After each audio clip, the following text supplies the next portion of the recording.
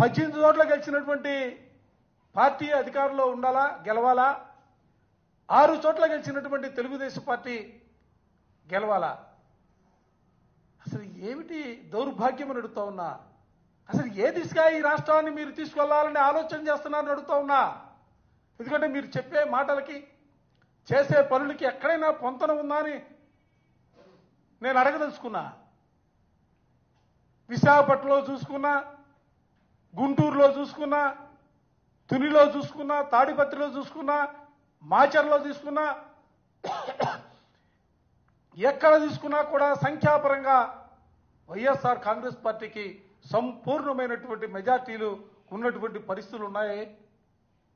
మాచర్లో 31 YSR Congress party గెలిచిందే. ఇవాళ మీ అభ్యర్థిని పెట్టారే, మీరు చైర్మన్గా గెలిచారని సంబరాలు చేస్తా ఉన్నారే. ఆయన ఏ పార్టీ సింబల్ మీద గెలిచారని నేను అడుగుతా ఉన్నా. తునికి సంబంధించి 30 స్థానాల్లో 30 స్థానాలు వైఎస్ఆర్ కాంగ్రెస్ పార్టీ ఆ రోజు గెలిస్తే ఇవాళ 28 స్థానాల్లో వైఎస్ఆర్ కాంగ్రెస్ పార్టీ గెలిచినటువంటి అభ్యర్థులుంటే 2 చోట్ల ఓడిపోయిన 2 చోట్ల చనిపోతే ఇవాళ ఖాళీగా ఉన్నటువంటి పరిస్థితులుంటే 28 చోట్ల వైఎస్ఆర్ కాంగ్రెస్ పార్టీ కౌన్సిలర్ని వాళ్ళని తీసుకెళ్లి ఇవాళ మీరు చైర్మన్గా పెట్టారు. ఏ పార్టీ గుర్తు మీద గెలిచిన వాళ్ళని పెట్టారని అడుగుతా ఉన్నా. అసలు కనీసం జ్ఞానం ఉండదా? వైఎస్ఆర్ కాంగ్రెస్ పార్టీ గుర్తుపైన గెలిచినటువంటి వ్యక్తుల్ని ప్రలోభపెడతాం, మభ్యపెట్టడం, భయపెట్టడం, ఓట్లు వేయించుకోవడం మాత్రమే కాదు, ఎన్నికల్లో సైతం కూడా వాళ్ళనే చైర్మన్లుగాను నిలబెట్టుకొని వైఎస్ఆర్ కాంగ్రెస్ పార్టీ అభ్యర్థులే గెలిచిన వాళ్ళనే మా వాళ్ళుగా ప్రకటించుకున్నటువంటి పరిస్థితులు బహుశా రాష్ట్ర చరిత్రలో ఎక్కడా కూడా, దేశ చరిత్రలో రాష్ట్రంలోగా దేశంలో కూడా ఎక్కడా కూడా చూడవు. ఆంధ్ర రాష్ట్రంలో మాత్రమే ఇటువంటి పరిస్థితులు కనిపిస్తా ఉన్నాయి. దయచేసి ఇది ప్రజాస్వామ్యానికి మంచి పరిణామం కాదు. ఈ విధమైనటువంటి పరిస్థితులు ఒక పక్క ఉంటే మరో పక్క ఎల్లో మీడియా వాళ్ళకి సంబంధించినటువంటి పత్రిక పుంఖాలుగా వార్తలు రాస్తా ఉన్నాయి.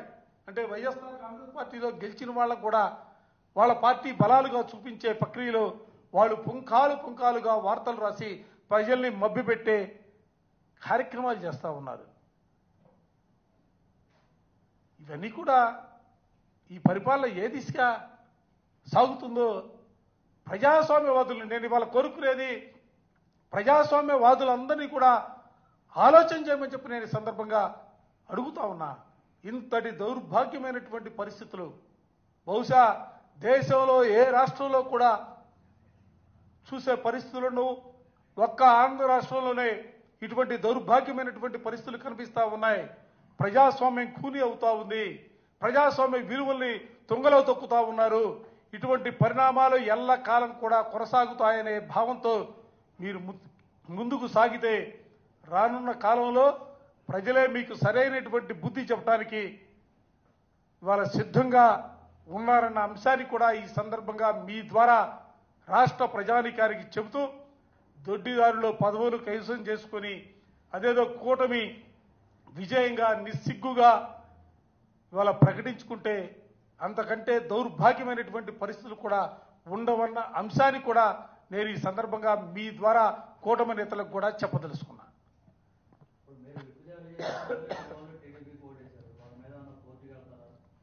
తప్పనిసరిగా రాష్ట్రంలో జరిగినటువంటి ఎన్నికల్లో పార్టీ పరంగా పార్టీ తరఫున గెలిచినటువంటి కౌన్సిలర్స్ కానీ కార్పొరేటర్స్ కానీ ఏ ఎన్నికలు జరిగినా కూడా వారందరికీ కూడా విప్పులు జారీ చేయడం జరిగింది. తప్పనిసరిగా దీనిపైన న్యాయపరమైనటువంటి పోరాటం చేయడానికి వైఎస్ఆర్ కాంగ్రెస్ పార్టీ ముందుకు సాగుతుందన్న అంశాన్ని కూడా ఈ సందర్భంగా చెప్పదలుచుకున్నా. ఇప్పటికే రాష్ట్రంలో అనేక చోట్ల వైఎస్ఆర్ కాంగ్రెస్ పార్టీ జెండా పట్టుకొని సింబల్ మీద గెలిచి ఆ పక్కకు వెళ్ళినటువంటి అనేక మంది పైన ఇప్పటికే చర్యలు తీసుకోవడం జరిగింది. పార్టీ నుంచి సస్పెండ్ చేయడం జరిగింది. అదేవిధంగా ఈ రోజు జరిగినటువంటి ఎన్నికలకు సంబంధించి కూడా గౌరవనీయులు పార్టీ అధ్యక్షులు జగన్మోహన్ రెడ్డి గారితో మాట్లాడి వీరందరి పైన కూడా చర్యలు తీసుకునే కార్యక్రమాన్ని వైఎస్ఆర్ కాంగ్రెస్ పార్టీ కొనసాగిస్తూ ఉంది. అదే కదా చెప్తా ఉన్నా. ఎప్పుడు చూడలా. ప్రలోభ పెడతారు, ప్రలోభపడపోతే భయపెడతారు, భయపడపోతే దౌర్జన్యాలు చేస్తారు, దౌర్జన్యాలతోనే ఆగకుండా వాళ్ళని బలవంతంగా ఎత్తుకెళ్లే కార్యక్రమాలు చేస్తూ ఉన్నారు. ఈ విధంగా రకరకాలుగా కొన్ని చోట్ల ఎదురు తిరిగితే వాళ్ళ ఆస్తుల్ని బుల్డోజర్ తీసుకొచ్చి ధ్వంసం చేసే కార్యక్రమాలు చేస్తూ ఉన్నారు. అక్రమ కేసులు బనాయిస్తూ ఉన్నారు, అధికారులను అడ్డం పెట్టుకుంటా ఉన్నారు. అనేక రకాలుగా ఎన్ని రకాలుగా ఇబ్బందులు పెట్టొచ్చో అన్ని రకాలుగా ఇబ్బందులు పెట్టే కార్యక్రమాన్ని ఇవాళ కూటమి ప్రభుత్వం చేస్తూ ఉంది.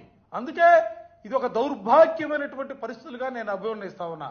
చరిత్రలో, ఆంధ్ర రాష్ట్ర చరిత్రలో కాదు, భారతదేశంలో ఏ రాష్ట్రంలో కూడా ఇటువంటి పరిస్థితులు ఉండవనేది నేను నమ్ముతా ఉన్నా. కానీ ఇక్కడ మాత్రమే ఉంటాయి ఇటువంటి పరిస్థితులు. వాళ్ళకి ప్రజాస్వామ్యం మీద నమ్మకం లేదు. ఎందుకంటే వాళ్ళు ఎన్నికల మేనిఫెస్టోలో చెప్పినటువంటి అంశాలని అమలు చేస్తున్నటువంటి పరిస్థితి లేదు. ప్రజల్లో తిరుగుబాటు మొదలైందనేది గ్రహించారు. అందుకే ఏదో ఒక విధంగా అడ్డదారిలో గెలవాలా, ఆ గెలుపు ద్వారా మా బలాన్ని ఏదో వాపు చూసి బలం అనుకుంటా ఉన్నారు.